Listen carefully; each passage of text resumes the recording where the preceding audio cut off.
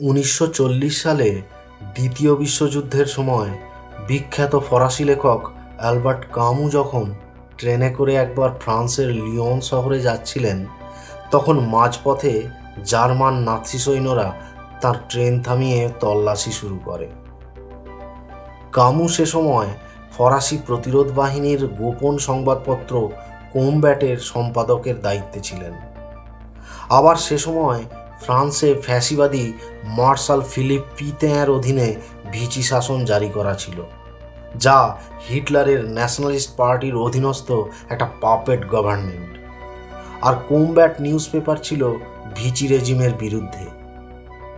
এছাড়াও কামুর সঙ্গে তখন এমন দুটো জিনিস ছিল যা নাৎসিদের হাতে পড়লে সব মিলিয়ে তাঁর মৃত্যু অনিবার্য। এমতাবস্থায় নাৎসিরা তাঁর কাছ থেকে প্রথমেই তাঁর পরিচয়পত্র দেখতে চায়।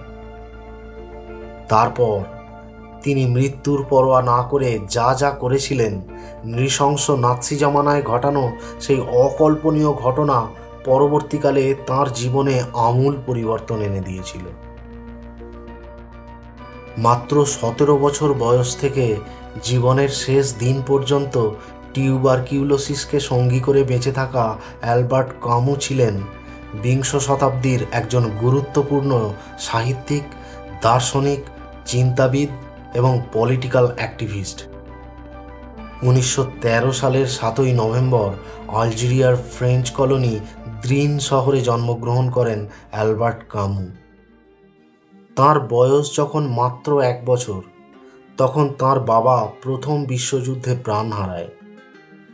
ফলে তাঁর অনাথ জীবনের অন্ধকারময় অধ্যায় শুরু হয় আলজিয়ার্সের দরিদ্র বস্তি এলাকায়।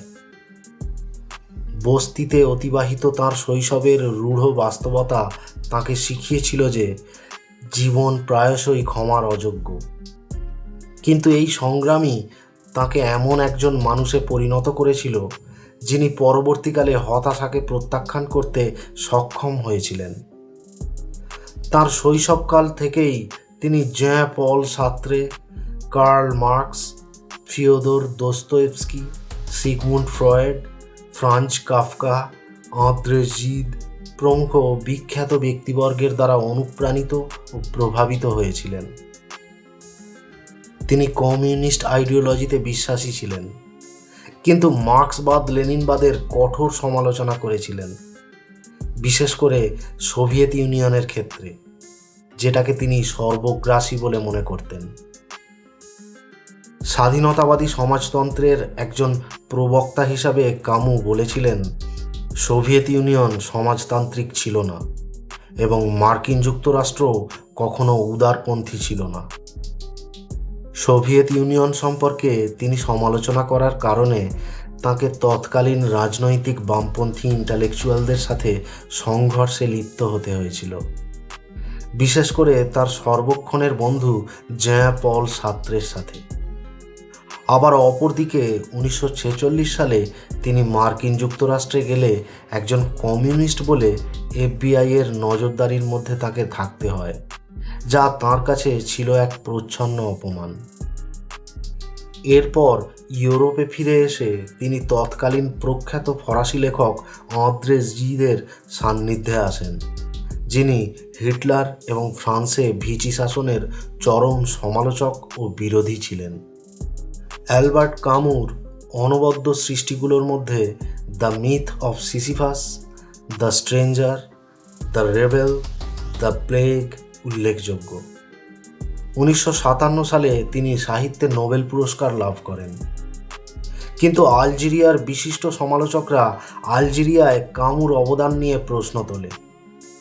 অথচ কামু আলজেরিয়ার স্বাধীনতার জন্য ফ্রান্সে বসেই ফরাসি সরকারের বিরুদ্ধে লড়াই করে গেছেন।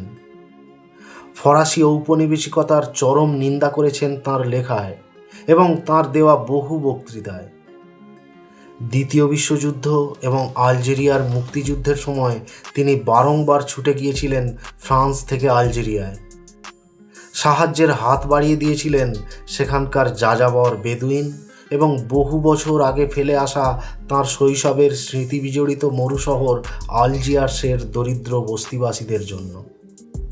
আলজেরিয়ায় ফরাসি শাসনের আঙ্গিকে 1951 সালে লেখা তাঁর বিখ্যাত প্রবন্ধ দ্য রেবেল সে সময় গোটা ইউরোপ জুড়ে আলোড়ন সৃষ্টি করেছিল।